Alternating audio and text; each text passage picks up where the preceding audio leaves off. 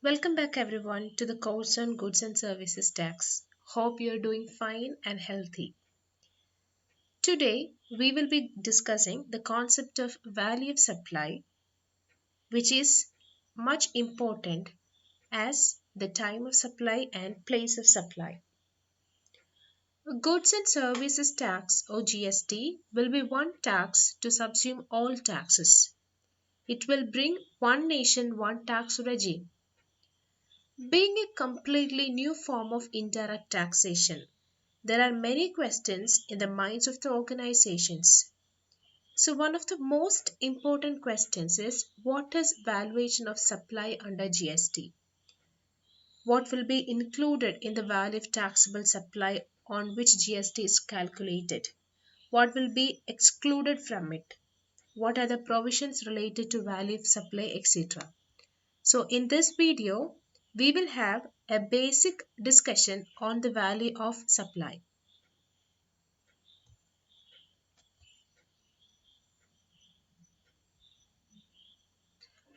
So, before the introduction of GST in India, the value of goods or services were determined as follows. In case of excise, the value of goods or services was the transaction value of goods or the MRP. In case of VAT, sale value was considered as the value of goods and service. And in case of service tax, the taxable value of service rendered was considered as the value of goods or services at the time of computation of indirect tax. So, what difference did it bring after the implementation of GST in the valuation of goods and services tax? So, we will see that in the next slide. So, before that, what is the concept of value of supply under GST? What do you mean by value of supply? So it simply means it is a consideration charged for the supply from the recipient. That means if I am a supplier, I sold certain goods to you and you will be the recipient. Okay. So in this case, the value of supply means it is a consideration charged for the supply. I sold a television to you for a sum of say rupees 45,000. Okay. So rupees 45,000 is the consideration charged by me, who is the seller, on you, who is the recipient, and you are liable to pay or you're obliged to pay that 45,000 rupees in consideration for the TV sold by me to you. Okay, so in simple terms, value of supply means that. To say an example, Mr. X is selling a product for rupees 1000 to Mr. B. In this example, the value of supply will be consideration charged, that is 1000 rupees. Okay, this is the most simplest example you can have.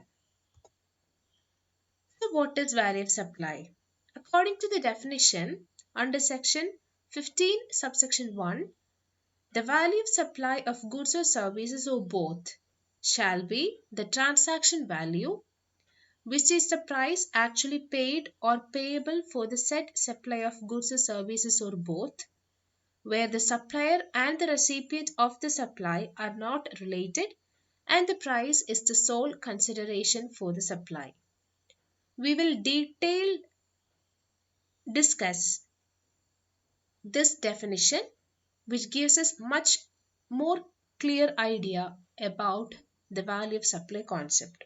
Okay, so in this definition, please take a note of the highlighted words: the transaction value, the price actually paid or payable, supplier and recipient are not related, price is the sole consideration for the supply, etc. These terms need more explanation. So, what is a transaction value? Transaction value is the consideration charged from the recipient for the supply. So, if I charge rupees 1000 from you in exchange for a particular goods or service which I sold to you, that is known as the transaction value. That particular charge is known as transaction value. Then what is consideration? Consideration can be any payment made or any payment that is yet to be made. It can either be in money terms or in other terms, or the monetary value of any act or forbearance.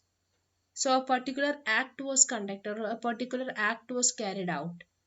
So the monetary value of that particular act also can be considered as consideration. Okay. So consideration can be any payment made or yet to be made. It can either be in monetary terms or otherwise, or it can be the monetary value of any act or forbearance. Okay. Then price actually paid or payable. That is the consideration which is paid or which is yet to be paid by the recipient for the supply. Okay, that is simple. And now comes one of the most important meaning that we should keep in mind regarding the supplier and recipient of the supply are not related. So, at the time of determining the value of supply, this is one of the most important condition that we have, which should be satisfied at the time of determination of value of supply. That is, the supplier and recipient of the supply are not related. The supplier and the recipient should not be related in any manner. Okay. So what do you mean by this term related? So related means or related persons means the following people. Okay. So the supplier and recipient is said to be related if they are the officers or directors of one another business. Okay. Say for example, supplier is the officer of the recipient's business, or the recipient is the director of the supplier's business. Okay. So in that case, it means they are related. So these persons or these related persons are will not come under the purview of value of supply at the time of determination of value of supply. Okay. Then second one, legally recognized partners in business. So two persons are or one supplier and recipient are said to be related if they are legally recognized as partners in business. And also if they are employer and employee, it means they are related. And person directly or indirectly owns, controls or holds 25% or more of the outstanding voting stock or shares of both of them. So if one of the persons directly or indirectly owns a certain portion or 25% of shares in another person's company, then they are said to be related. Okay. So there are more circumstances where we say two persons are or a particular supplier and a particular recipient are related. These are some of them, and some other circumstances include one of them directly or indirectly controls the other person, then both of them are directly or indirectly controlled by a third person. Together, they directly or indirectly control a third person, or they are members of the same family. In all these cases, the supplier and recipient are said to be related. So, they should not be related while determining the value of supply. Okay. So, that is the condition 1. Then, the second condition or the condition 2 is price is the sole consideration. So I already mentioned what do you mean by consideration. Okay, it is a charge or it is something that is paid or yet to be paid at the time of supply of goods. So price is the sole consideration means or price is the sole consideration if it is on the arm length price. That means consideration always should be equal to the price. There should not be any other consideration than the price of the particular product or service. Okay. So say for example, if I'm planning to purchase a new mobile phone in exchange of my old mobile phone. Okay. So in this case, the price is not only the consideration here. In this case, I sell a particular product and I buy a new product. Okay, so I get something, the other person also get something. So there is consideration. In this case, the price is not only the consideration involved. Then take another example. I want to purchase a new mobile phone. I give rupees 25,000 and I purchase a new mobile phone. In this case, only a price is involved. Okay, only a single consideration is involved.